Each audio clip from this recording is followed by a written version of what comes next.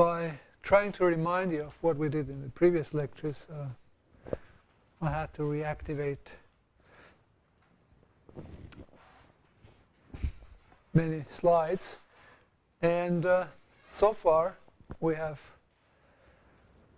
seen how the general theory of Gabor frames and Gabor spaces is developed. Somehow it looks convincing, and there are many characterizations of Gabor frames. And today I want to talk about, well, specific examples, something I call fine structure of Gabor frames. And I would like to show you some of the many mysteries.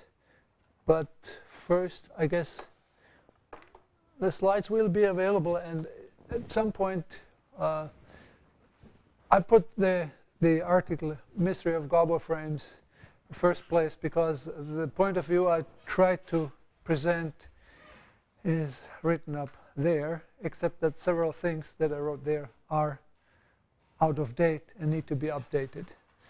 So then the remaining citations are basically specific results and techniques that I mentioned. And most of what you want to know about Gabor analysis you'll find on the numerical harmonic analysis group homepage. And Hans Feichtinger claims that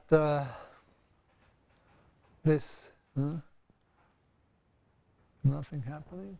So this site contains all references. I would hope that it contains most references, so I cannot point to anything. Maybe there's an on and off switch.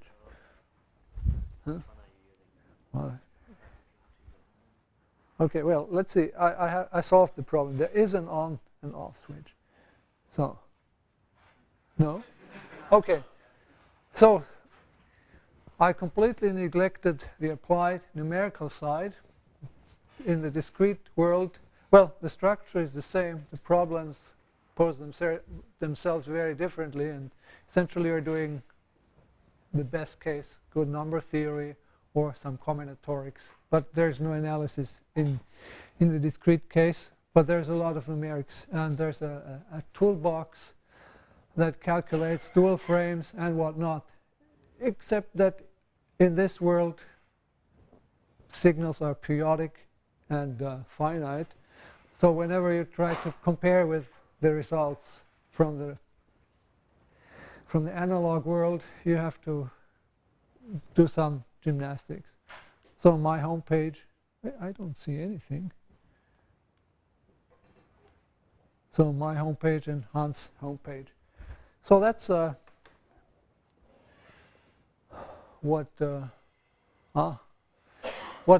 so this information is available. Now let me remind you briefly of what we have looked at. We have one very general characterization of Gabor frames by means of duality theory, and one technique to show that a specific Gabor system is a frame is by constructing a biorthogonal window. It's actually used, and sometimes it can be done. So now let's see. So this is a criterion that I might use today. The criterion with the programming. I showed you how it follows from the duality theorem. So then we looked at the set of all lattices and all rectangular lattices, respectively, that generate a frame for a given window. And we looked at the frame set. So the core structure is a general theorem that tells you about properties of the frame set. So there's a critical density, alpha beta equal 1, critical hyperbola. Above this hyperbola, so low density, there cannot be a frame in the neighborhood of the origin there. The lattice is corresponding to points in here as a frame. And then there is all this white territory, and whether specific point here or here generates a frame or not depends on the concrete window you're looking at. So I think that's okay. So now, when you try specific examples, then you pretty much pretty soon run into trouble. Say you take first Hermite function, what is the matter? I don't see anything, and you don't either. So if you choose specific lattices, say 2/3, alpha equals 2/3, and alpha equals a rational approximation of 2/3, can you determine whether these points are in the frame set, where the corresponding rectangular lattices requires generate the frame? Same question, say, for a very simple function, the hat function, listed some lattices, and can you decide whether they generate a frame or not? So, big question mark. And what I want to show you first is I give you a list of windows for which the frame set is known. So, frame set being known is equivalent to knowing all lattices, all rectangular lattices that generate a frame. And now I take the risk and, okay, this works. Will it come back? What do I have to do for that? You will help me. So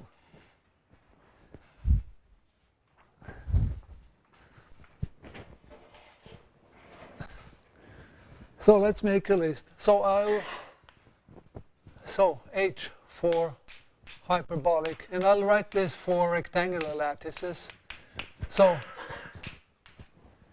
2 lattice parameters alpha beta in the first quadrant, and alpha beta less than 1. So that's the region in which we may find frames, and the closure in the first quadrant would correspond to our lattices with alpha beta less than or equal to 1. Okay. So H is not Hilbert space in this case, but say the set under the hyperbola. Okay, now let's make a table. Here I write the window. Then I write whether it belongs to that modulation space M1. Here I write the reduced frame set. Then I'll tell you which of the many criteria is used for the proof. Then let's see what else. Well, time author, perhaps. And the last thing I will leave open for a moment.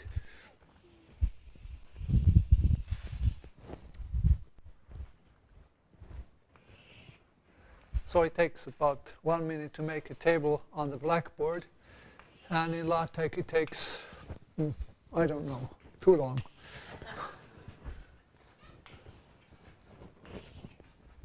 So let's start with the first one. Let's take the Gaussian. It is in M1. The reduced frame set is the set under the hyperbola. So the Gaussian a lattice with Gaussian window generates a frame if and only if alpha times beta is strictly less than 1. The proof, well, there are several proofs. I would say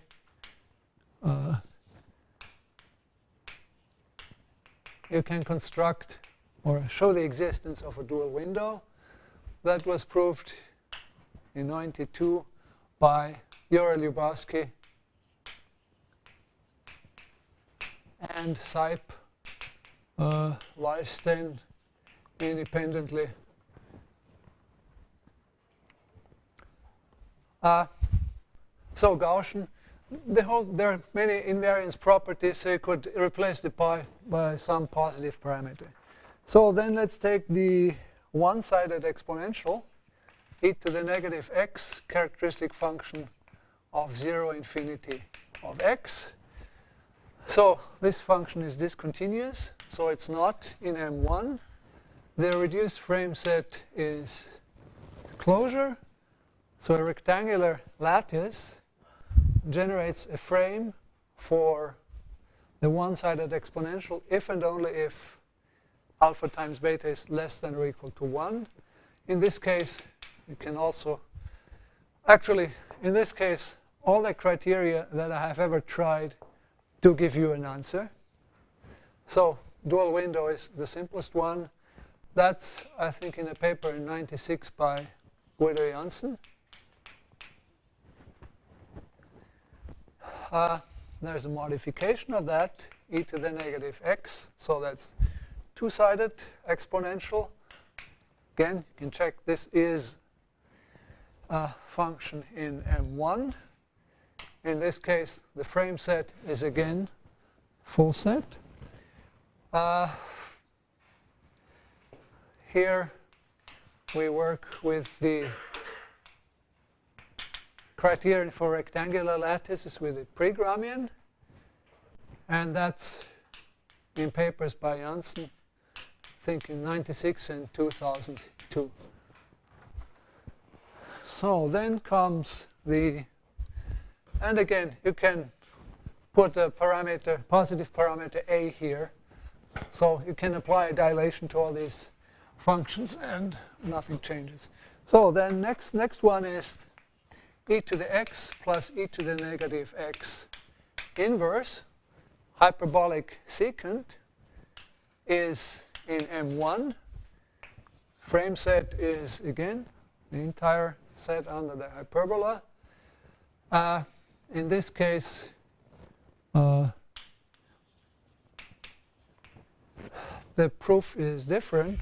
One observes a relationship between the Gaussian and the hyperbolic secant. Precisely, basically one uses a so-called Zack Transform method and observes that the Zack Transform of this function is a multiple, or is obtained by the Zack Transform of this function by multipliers. So related. So this is related to the case of the Gaussian. That's in, let's see, did I write that? In '02 by Janssen and Stromer.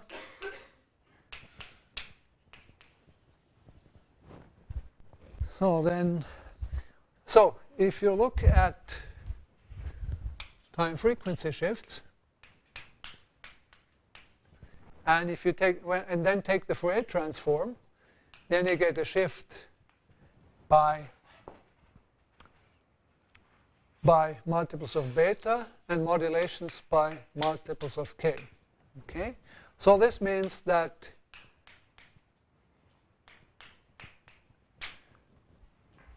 the frame set,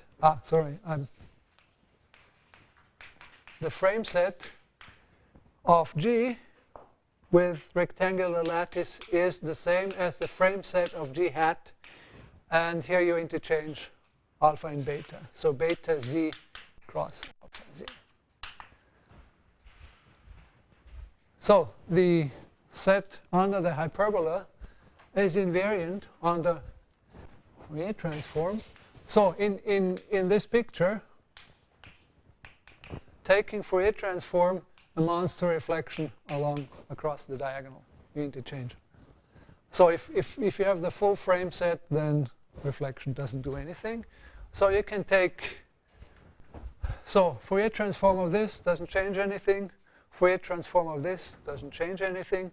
But here you get something new. So in the first case, you get 1 plus 2 pi I psi inverse. So this function is not in M1. So this function is not in M1. Frame set is a closure. So this is by Fourier transform. And I guess this was always known. I don't think there's a specific attribution necessary. And here it's actually a very important function. It's the Poisson kernel. And this again is in M1. The frame set is a hyperbola. And so again, this was known, or sort of direct consequence of these two results. Recently, Jura Jurbaski sent me some notes where he tries to find an independent proof, or has found an independent proof that doesn't make use that makes use of complex analysis and the specific form. So then, two more. Characteristic function 0, 1. It's not in M1. Let's call this, the frame set is a monster. It's very complicated. I don't think you can draw it. You have to distinguish 18 or 20 cases. The techniques go back to Janssen. It's in part pre-Gramian and many, many other ideas. So the complete characterization is due too soon, and it's going to appear, I would say it's between 1913 and 15. So this completely outside of the world we understand. And then here's the last. So here we look at functions that are products of this form. So product j equal 1 to m, say n, 1 plus 2 pi I delta j psi inverse. Okay, so products of functions of this form amounts to convolving one-sided exponentials, and the delta j are real numbers. So in this case, this is a function in M1. You get the full set under the hyperbola. Pardon? Yes. Well, if you have one factor, it's included here. So, but for the M1, okay, then here construct the dual window. That's well, we did it in 1911. It appeared in 2013, and that's myself and Joachim Stöckler. Okay, so that's the complete set of functions for which we know the frame set. There's no other function for which we know the frame set. When one can fill in bits and pieces, and probably write many, many papers by. But if you want to understand the frame set, this is everything that's known.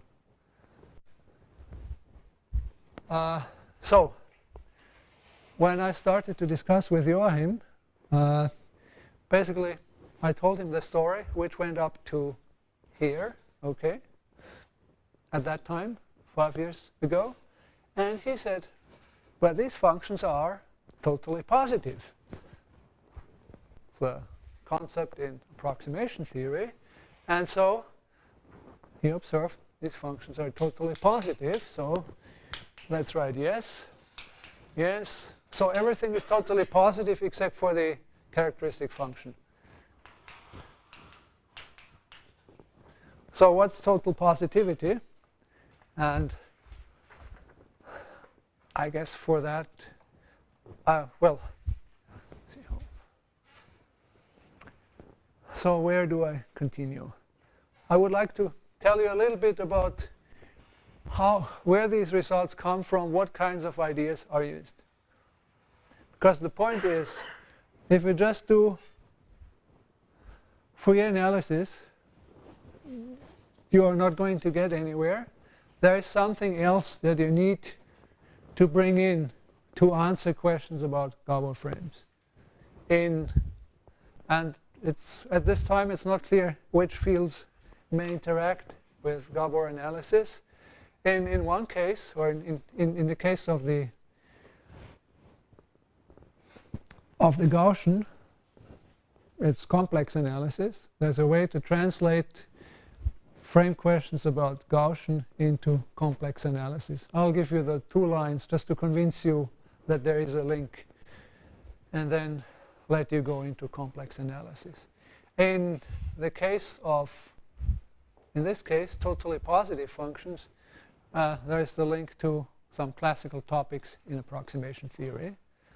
I'd like to explain that a little bit. And then maybe I want to show you at least one example how things are used. So maybe first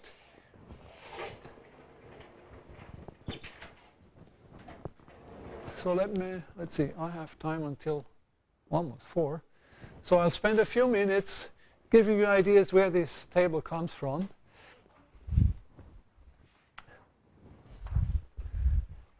So what else? Well, there are many, many remarks to be made. When you look at this here, then you see alpha beta less than 1 is a necessary condition for a window in M1.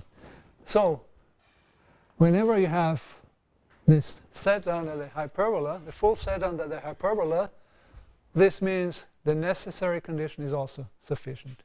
Okay? So alpha beta less than 1 is always a necessary condition, and for these functions it's also sufficient to generate a frame. One more remark. The full frame set of the Gaussian consists of all lattices of volume strictly less than 1. So for the Gaussian we have a characterization of the full frame set. The necessary condition, volume of the lattice less than 1, is also sufficient. And to this date, this is the only function known with full frame, for which the full frame set is known. There's a single function for which we know all lattices.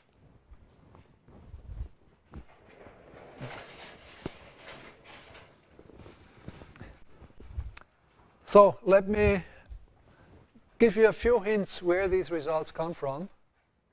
Again, it's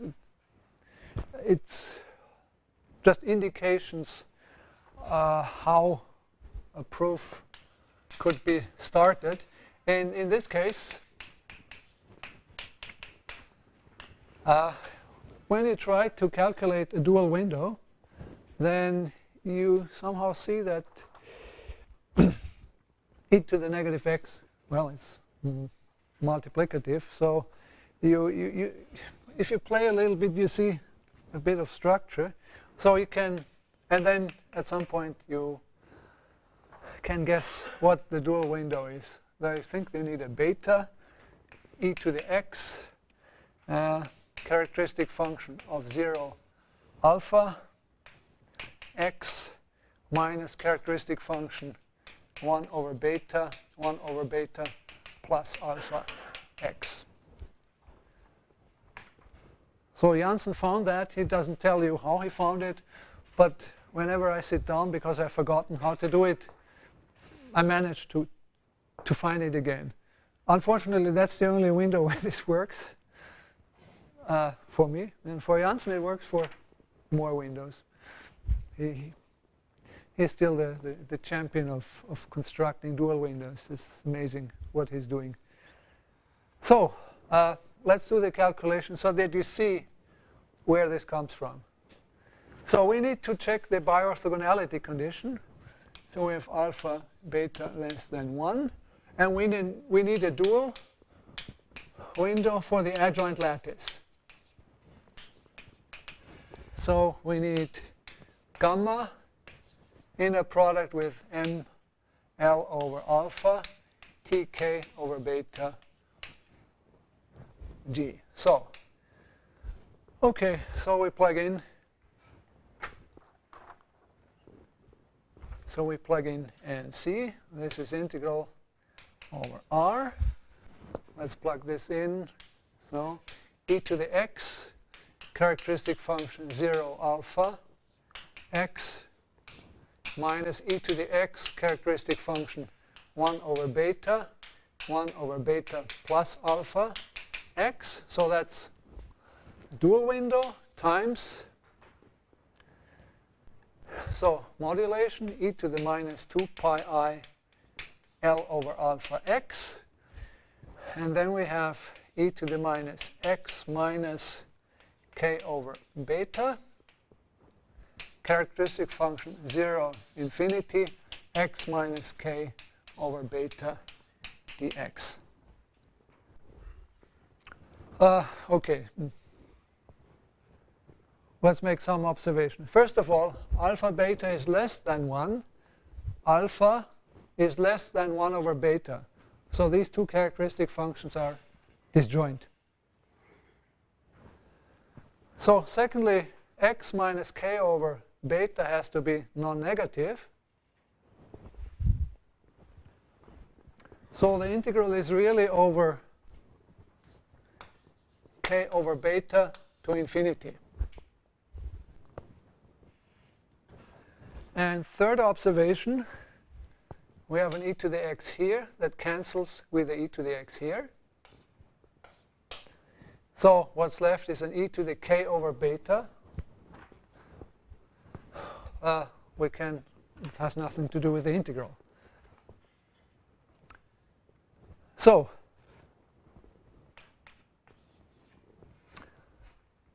if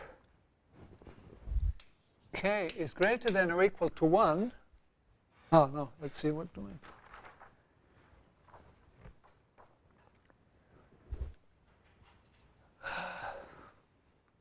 I... I see. I copied something incorrectly. Let's write the minus here and here.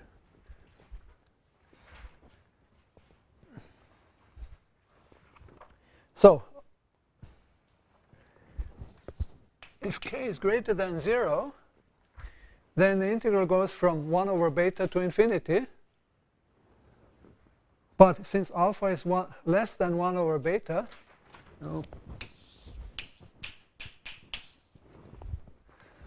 since alpha is less than 1 over beta, well,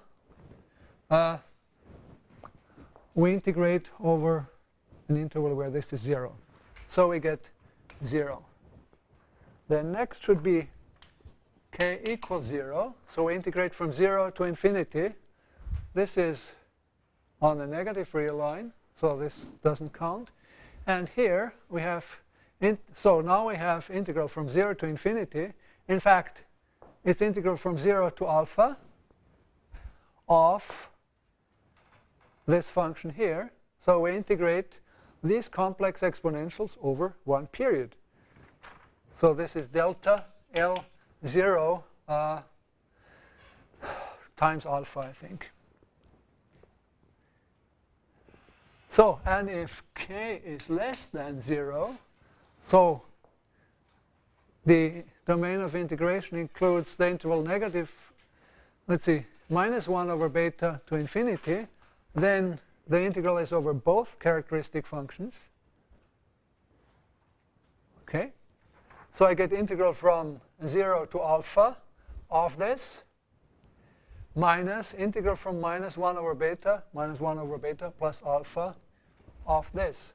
So in this case, I integrate complex exponential over a period, and I have a minus sign here, so this cancels, and I get 0.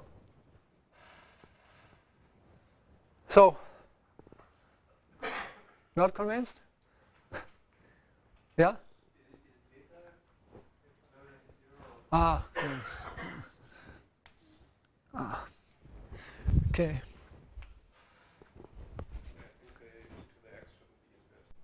Where? Where? Okay. Okay, why don't you tell immediately? Then I would know immediately that you are here. So this is one of the, so the one side of this exponential is a test. Oh, actually, I see more errors here. Still works because the overlap is exactly the endpoint. So basically, every criterion that I tried works on the one-sided exponential. This is sort of the easiest one, just to show you how one works with dual windows. So let me explain next a little bit about the Gaussian.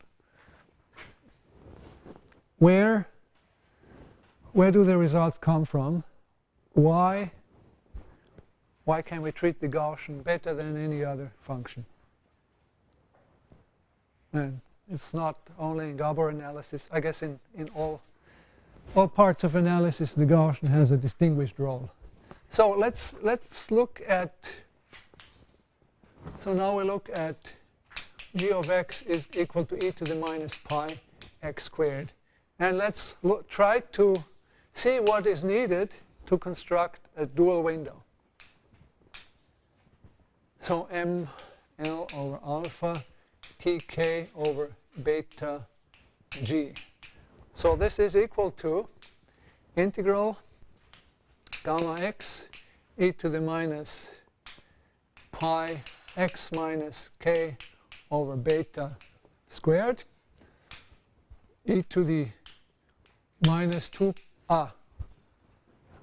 Okay, I should really not think too much and write what I prepared. So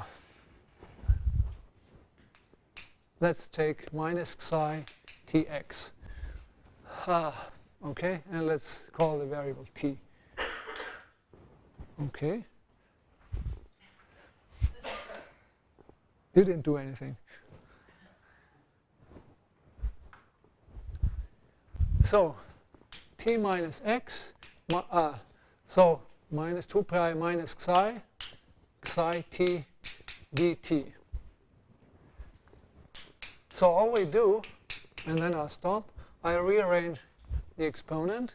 So that's gamma t e to the minus pi t squared e to the 2 pi. Here we have 2 pi t. Here we have 2 pi tx. And here we have I psi dt. And then we have e to the minus pi I psi squared outside.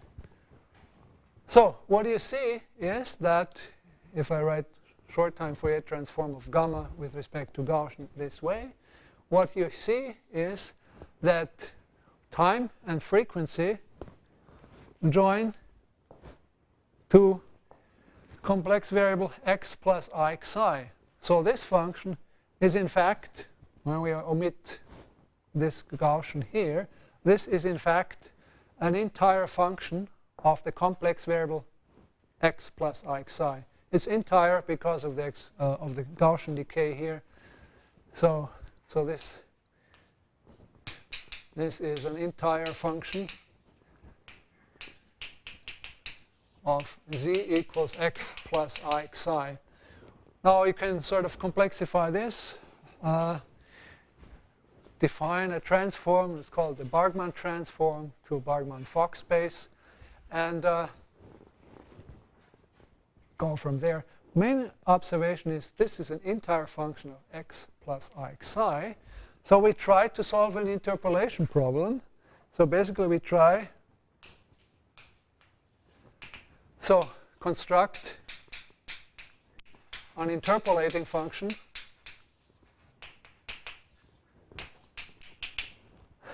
gamma such that gamma on the adjoint lattice, so gamma on k over beta plus I L over alpha is equal to delta k0 delta L0.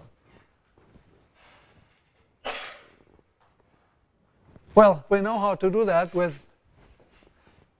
analytic functions. Okay, there's 100 years of history. It's actually 19th century mathematics to construct such a function. So now you have the whole arsenal of complex analysis techniques to do that.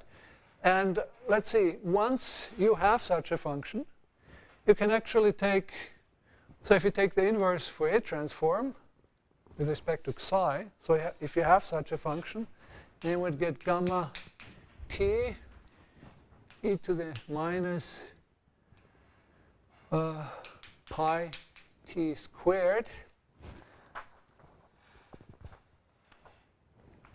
e to the 2 pi I tx would then be the integral gamma of x plus I psi e to the minus 2 pi I psi t d psi. So you have even a reconstruction.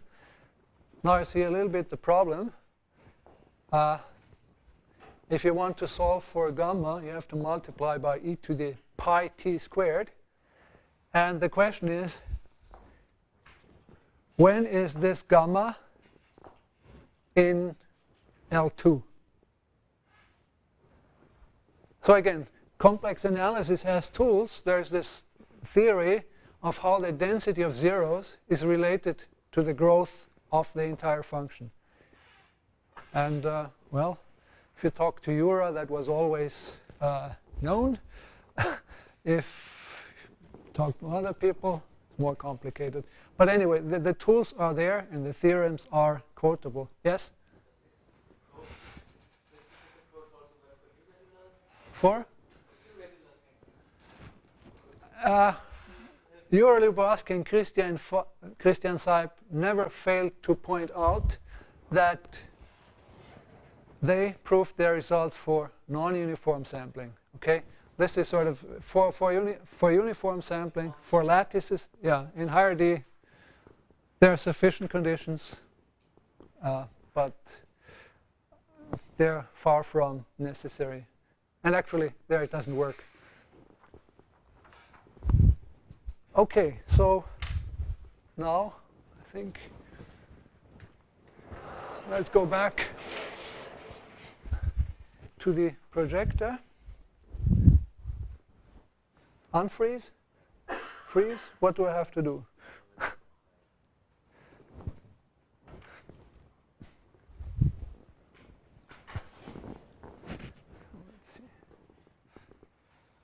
Well, if you are interested, this is how such a function would look like. They're called Weierstrass sigma functions with a different normalization. These are theta functions. So these are objects that were studied in the 19th century. So, okay. Now the next result is, so the next class, and I want to emphasize the deltas are arbitrary real parameters. So here you have 1, 2, 3, 4, 5, 6 function.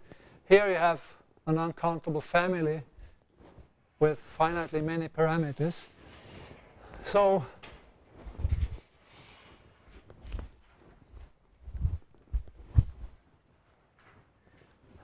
all these functions, except the characteristic function, are totally positive. And the general definition is function is totally positive if for every finite set of real numbers xj ordered by magnitude and every set of n numbers yj ordered by magnitude, the matrix with entries g of xi minus yj has non-negative determinant. And all the functions here are examples. Now this is again classical in approximation theory. Schoenberg in 1947 characterized totally positive functions by a factorization into Gaussian and factors of this form. Okay. and real parameters such that, okay, the 2 norm of these coefficients is finite. So what we could treat were totally positive functions where there's no Gaussian part and where this product is finite. So totally positive functions of finite type. And okay, so in this case, the necessary density condition is also sufficient. And perhaps I show you briefly how to think about that. And where does this come from? Perhaps let's go back. So the greater than or equal is a small problem. So there is a characterization when you have strict positivity. So for when the product is infinite or when there's a Gaussian part, this is always positive. And only when you have finite type, so exactly the case where we treat, you need to impose additional conditions so that you have strictly positive here. The so-called SchoenbergWhitney conditions. If you work in splines, you encounter them frequently.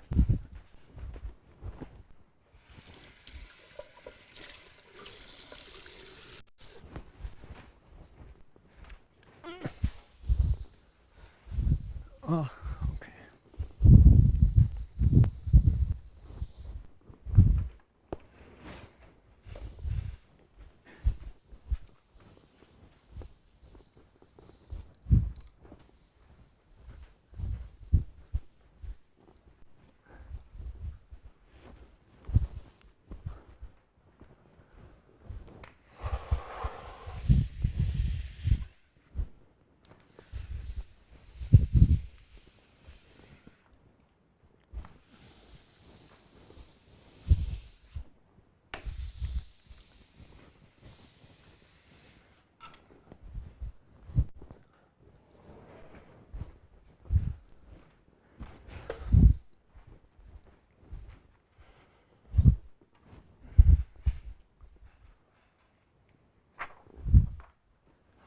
So,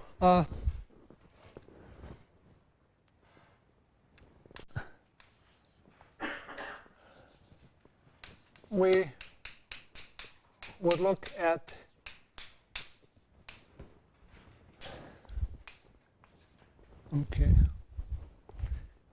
at the characterization with the Pregramian. So you're responsible for it coming back. So, and essentially that means that you can construct, so this should be greater than or equal to, so to 8 times 2 norm of z. And so now you plug in a totally positive function. So you get this matrix P with entries P of x set j, k. Now what you do is you construct a finite section. So you carefully select rows and columns, finite section P naught of x that is already left invertible. And you show that, okay, left invertible, if you select, so this would be the xj, this would be the yk, you select rows and columns in such a way that this matrix, this submatrix is invertible. And if you add rows, then it has full rank, so it's going to be left invertible. So you select rows and columns such that a finite section of the Pregramian is left invertible. Total positivity guarantees that if, well, certain conditions between x j and yk are satisfied. You can write them down if you want. That would guarantee that finite section is left invertible. If you choose the correct rows, then actually get the finite section, square section, that's invertible. And so if you have invertibility of a finite section, then you can attempt to either get a lower bound here, or what we actually did, or construct a left inverse, or construct a dual window. So we construct a dual window here that's orthogonal to all but one column of this finite section. Okay, dual window of finite support. So multiplying from the left, I think. So you take the inner products with the columns, and if this has, let's see, full rank, more columns than more rows than columns, then you can construct a vector of this length that's orthogonal to all but, say, the central vector. And then the miracle is that this vector automatically will be orthogonal to all columns outside the section of columns. We basically use all properties of totally positive functions and of this matrix to show the existence of a dual window with compact support. So that's as much hand waving as I can do with this. Since then, we have the conjecture that the result, the characterization of Gabor frames holds for all totally positive functions. So take a totally positive window, take a lattice, generates a Gabor frame if and only if the lattice has, rectangular lattice has alpha beta less than 1.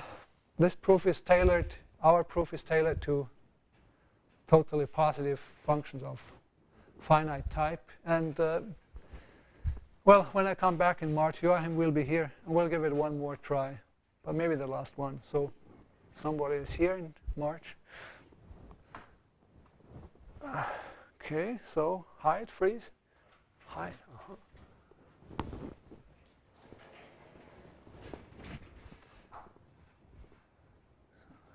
Okay, next is splines. Before showing you the picture,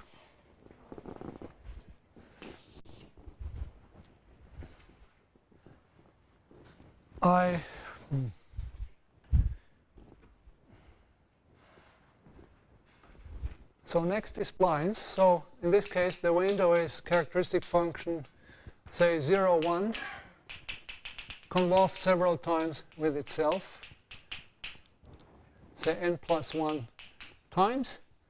And there are, before showing you that picture, I want to give you two or three hints that are easy.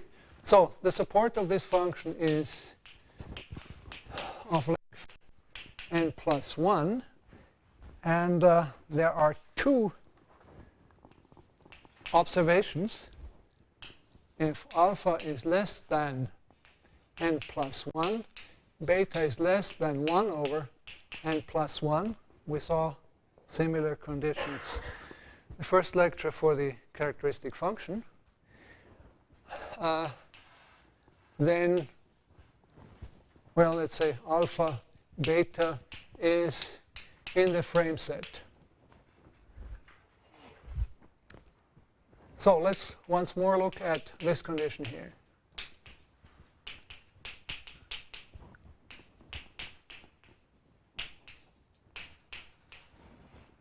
Sum over k, sum over j. So beta is less than 1 over n plus 1. So here we have 1 over beta. So 1 over beta is greater than n plus 1. So the shifts in k are by 1 over beta, which is longer than the support of the spline. So the sum over k has at most one non-zero term. Okay? So alpha is less than 1 over beta. So as I keep moving by j, I have at least one.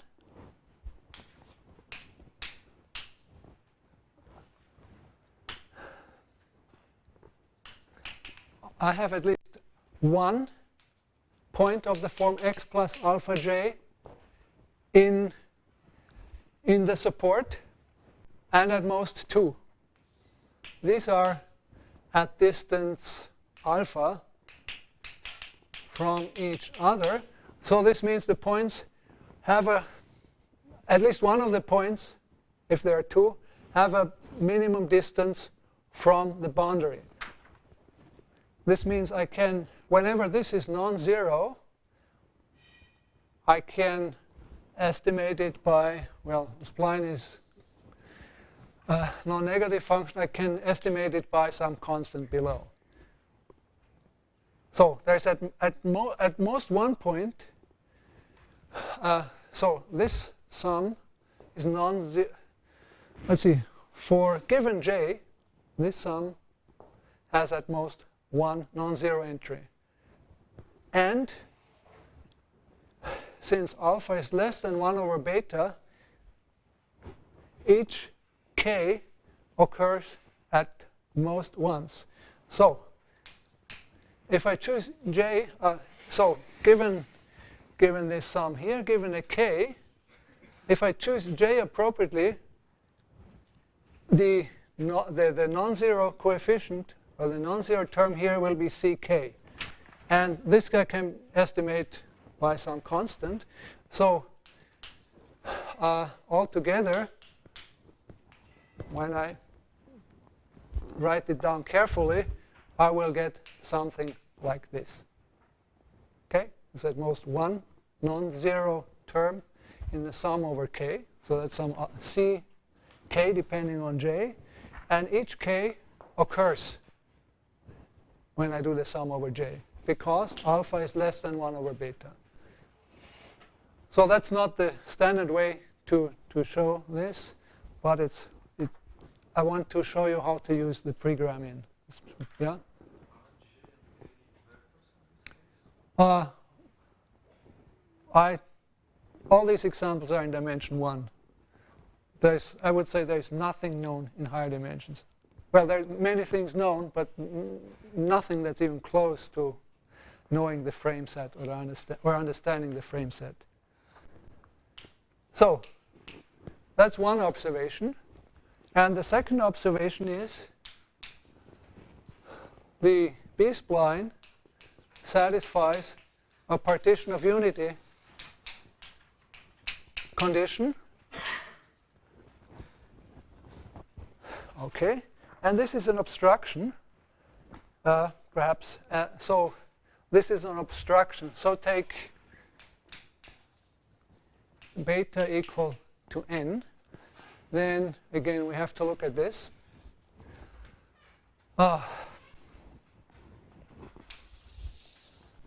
So take beta equal n, and I choose ck to be e to the 2 pi I k over n. So this is not in L2, you will object, but okay. But that can be fixed. So now let's look at ck gx plus alpha j minus k over beta, so minus k over n. So if you write the summation index as nl plus r between 0 and n, and then you have some r equals 0 to n minus 1, the e to the 2 pi nl plus r, so you get e to the 2 pi I r over n. And then you have, so that's outside, and then you have some x plus alpha j minus, okay, k over n, so minus L minus R over n. And the sum is over L in Z. So partition of unity, so this is constant, no matter what I have here. So sum over L makes this constant. And then I have the sum over the unit roots. So this is going to be 0. So for arbitrary j, this sum is equal to 0. Now if you look at the condition here, well, this is not in L2, but by truncating, I get something in L2, and by truncating this zk, I can make this quantity arbitrarily small compared to the 2 norm of the truncation. Again, you have to work out the details, but I hope it's persuasive that this property tells you that this cannot be a frame. The lower bound, does not exist a lower bound of this form. Cannot work. So there is no, okay, so one has the following picture. Here is a hyperbola alpha beta equal 1. Here is n plus 1. If I shift by more than the length of the support, then I get gaps, and so I cannot have a frame. Then I have, well, here is 1 over n plus 1. In this area, in this region, I have yes. If beta is n and alpha is anything, then I have no frame. So for n equals 2, 3, and so on these lines, I don't have a frame. So in the 2 years ago or 3 years ago when I wrote the paper Mystery of Gabor Frames, we knew this. If you are a little bit careful, you can sort of fill in some regions here and say, okay, perturbation theory, you get a frame here, and you can sort of fill in some tiny regions that's been done. But basically, partition of unity is an obstruction. This works whenever you have a partition of unity. Then you have forbidden lines in the frame set. And based on, let's say, my ignorance, I said, well, based on our ignorance about Gabor frames, the conjecture is that the frame set consists of the region under the hyperbola up to n plus 1. Here you have obstruction by support, excluding the horizontal lines at beta equal 2, 3, and so on. Okay, so conjecture based on lack of knowledge. Well, you have to do something, and there is. So I made a point in formulating some conjectures, because in mathematics still some people are attracted by open problems. And here comes in Jakob Lemvik. He took these conjectures seriously, started his computer, and just did experiments. When alpha times beta is rational, then basically you can decide numerically whether you have a frame or not. So you basically run through sufficiently many points, check is there a small lower frame bound, and zoom in and find counterexamples. So this is what happened.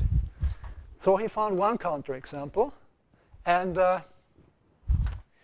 then sent that to me, and then I found actually, it's on? It was on. Okay, so I found, so between all these, between two consecutive lines, I found a countable number of points that do not belong to the frame set. And Jakob went even further. He found that there are small segments lying on hyperbola that are not in the frame set. Countably many. So this is the region that I showed you. Red means no frame. Then here is, as I said, one can always fill in some pieces. So this is what Christensen, Kim proved. Here is something filled in by Lemvig. But the main thing is, hey, this looks very complicated. And my hope was that at least for some classes of windows, natural windows, the truth would be simple. The message is the truth is complicated. The intuition so far was that if you have a window in M1, there you know the frame set is open. If you have a window in 1, the intuition or the hope was the frame set is going to be simple. Point is, these counterexamples show that even for a window in M1, the frame set can be very complicated. By the way, white means we don't know anything. So when you look at this region under the hyperbola, then you see that what we know is small compared to what we don't know. These are contributions. So this is the painless non-orthogonal region. Yellow means this was proved by Christensen and collaborators. Blue means, it means that these points are in the frame set. And only red means it's not. Yeah. So, well, these were known. These were known. That's something I could show you. Then the partition of unity condition implies more obstruction than originally imagined. And then there are whole segments of hyperbola. So this is really a shock, I would say, because the truth is not simple in this case. So then let's go to the next one. Next reasonable class of functions to look at would be Hermite functions. Okay, they are similar to the Gaussian, so expect a simple result. So one thing that Euro and I could show is that if the volume of the lattice is less than 1 over n plus 1, then the nth Hermite function with this lattice generates a frame. Again, it's a translation to complex analysis. A very interesting connection to what is called polyanalytic function that comes into play that allows you to do this. Then, well, we observed that for the first Hermite function, the hyperbola alpha times beta is excluded. And then sometime later, Lubarsky and Ness discovered a next obstruction. If the window is odd, and alpha times beta equals 1 minus 1 over n equal 2, 3, etc., then the rectangular lattice with alpha, beta is not a frame. So, where is little n? No. N here is the index of the Hermite function, and this capital N is something. It's an integer. These are, the n here labels the Hermite function. The Hermite functions with odd index are odd. So for the Hermite functions with odd indices, we have the following picture. Okay? So above the critical hyperbola, you don't have a frame. That's the density theorem. Close enough to the origin, you have a frame. If the function is odd, then you have a countable number of hyperbola approaching the critical one where you don't have a frame. The result of Euro and myself says below a certain hyperbola, you always have a frame. Okay, that was the status until recently.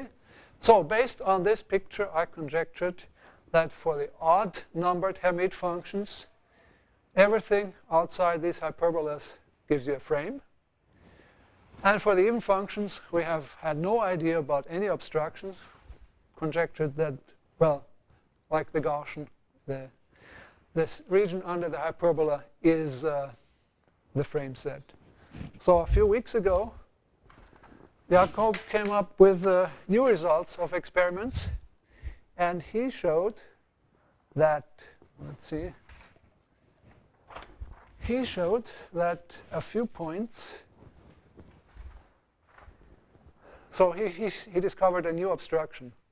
If function is invariant under Fourier transform with eigenvalue -1 and -I, then the points on the diagonal at 1 over square root 3, 1 over square root 3, 1 over square root 2, 1 over square root 2, 1 half are not in the frame set.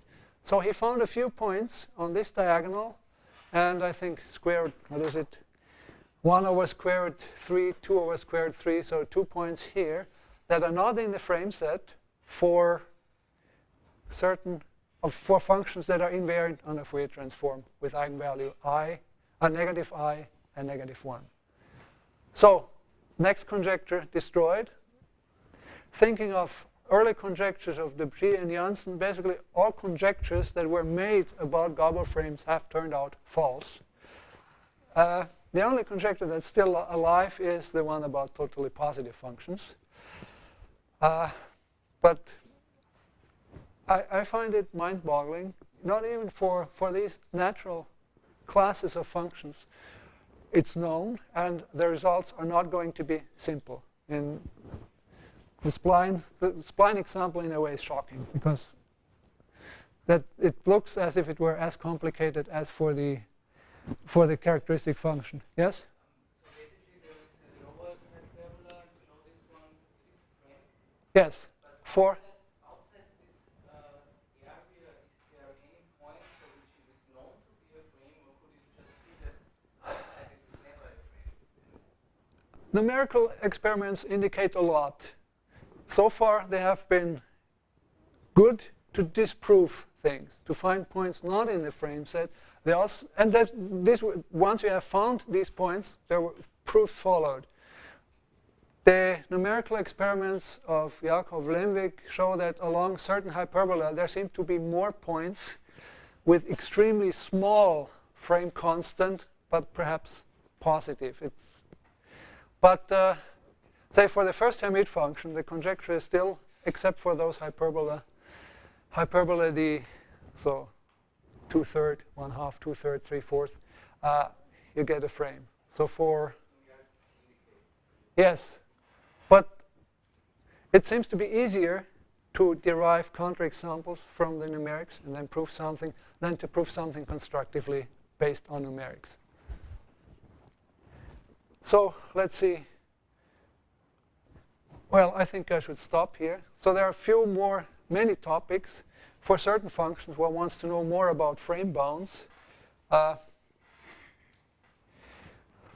there are certain optimization problems, but I think I can skip that because Markus Fahlhuber had a poster downstairs. There are many, many more topics in Gabor analysis, but my point was that there are many open problems, and the people who started Gabor analysis all have left the field and doing something more fashionable, but the problems are here, and I think we really don't know much, and there need to be some new ideas to understand frame sets, at least for natural classes of windows. So let's see. Okay, then let me stop here. Thank you for your patience.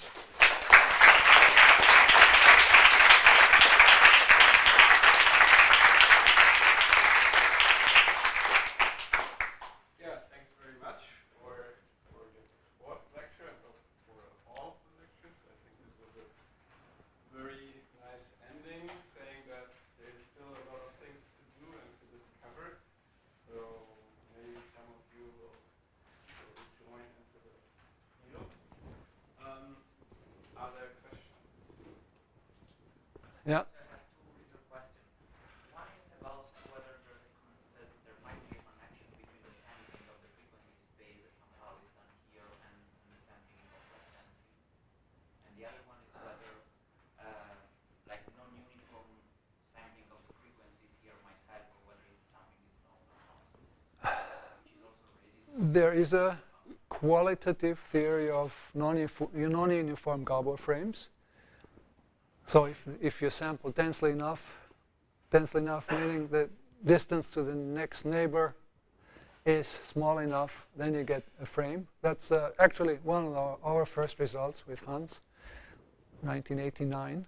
Yeah, and Wen-Chan Sun and so on. There, so for non-uniform, there is a sort of a qualitative theory. You can do things, but it's far from any quantitative theory, except for the Gaussian.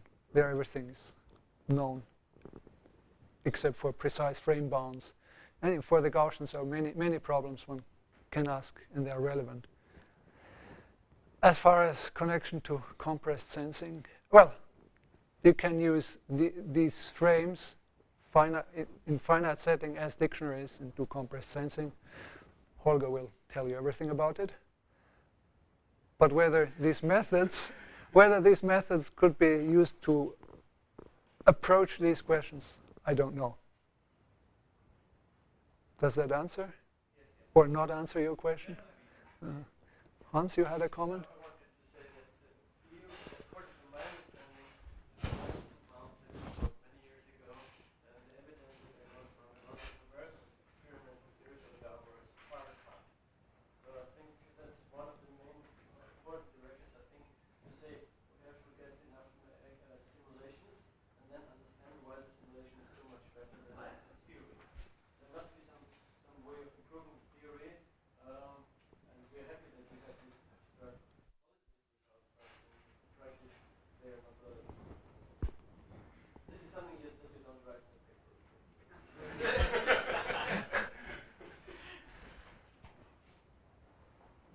Okay. More questions? Yeah. It's kind of a different beast altogether, but I know that Pita and others worked on an affine density, kind of like a generalization of Bernoulli density. Mm-hmm. So is there any work on finding similar kind of frame sets than for wavelet systems, or has anyone even thought about that for a second? Well, construction of wavelet frames is a big business. Right, but I mean, But- fixing a window like this and then has a frame set. Not that I know. To my experience, the issues for, say, affine systems, shearlets are rather different. The symmetries are different, and there is, to this day, there is no clear density or Nyquist rate in the case of wavelet systems. There is an affine density, but these results tell you, okay, density has to be positive and finite. And I think precise results may not exist or are not known. And it seems to be things that are easy with Gabor frames tend to be hard with wavelets and vice versa. So Yeah. maybe it would actually be not so hard to find frame sets for wavelets. Okay. Maybe that's a good topic to start. Of the point in the opposite direction, in the sense you set a point under that critical parabola there, and you try to characterize all the functions that would be an admissible G function there. On the critical At one point, hyperbola, characterize the G functions so that you get with the Gabor. well, I gave you a few characterizations, but they're not useful, right? On the critical hyperbola, it's basically playing with the Zack transform and its inverse. So there you can answer many questions. One can go the other way and ask what prevents a window and a particular lattice from being a frame. So the keyword is obstructions. We know some, and we'll never know all, I guess. But that's a question that should be explored further. I mean, the consensus seems to be symmetry of the window leads to points in the frame set that are forbidden. So symmetry leads to forbidden points or curves in the frame set. But I think this is just starting, and there's lots to understand, a lot of things to be understood. Okay. Oh.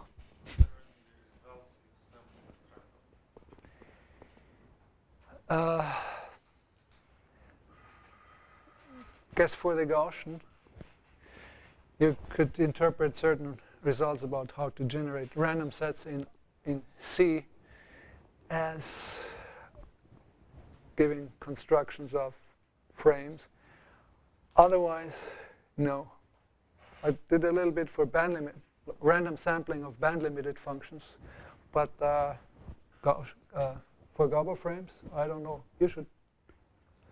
You know. Well, we worked in a finite dimensional set and generated the window at random, but not this. Yeah.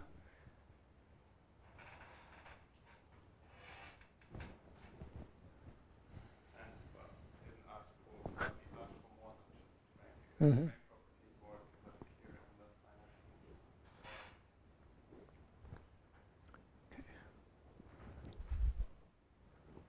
I stopped on time, but Okay, so yeah, so if there are no further questions, and thanks again to Charlie. okay, thank you.